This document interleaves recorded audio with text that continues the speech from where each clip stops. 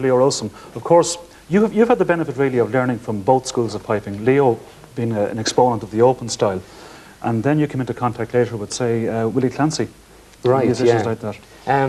Yeah, I think I was very fortunate to have known, to have been around, if you like, when Leo Rowsome was going, and Willie Clancy, and later then I got to know Seamus Ennis, of course. You mentioned styles there. I suppose Leo did sort of lean, if you like, towards the more open style of playing. They're kind of two extremes, if you like, recognised in piping styles. Yes. There's that open style and the what's called close style, or more staccato way of playing, where the note is, each successive note is sort of stopped. And I think either extreme, you know, wouldn't appeal to me anyway.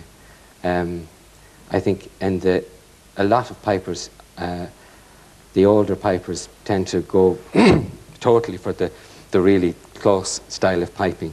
And I think there's a danger there that the technique, if you like, kind of takes over from the music.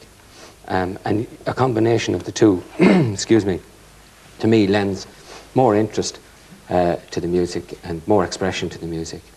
Well, you were talking there with the close style of piping, of course, and Seamus Ennis, a man that you knew very, very well, was a great exponent of the close style of piping. And the next tune, in fact, you're going to play is a tune I think you got from Seamus Ennis, isn't it? Yes, indeed.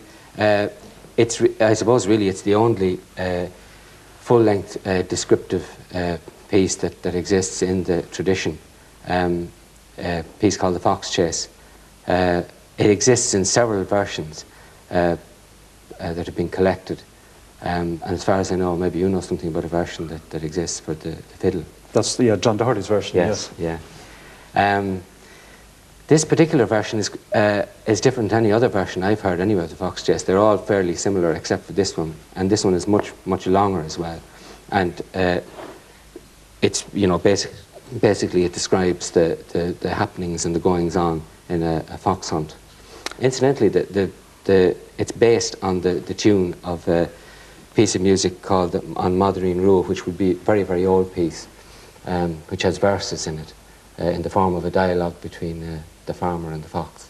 It's the farmer has just caught the fox, you see, running off at one of his geese or something. Well, I'd say one thing about this before Liam plays. It's an extremely substantial piece of music and demands quite a lot of both the musician and the listener. And this is the first time, I think, that this particular piece of music has ever been performed on television. So, away you go, Liam. Maybe.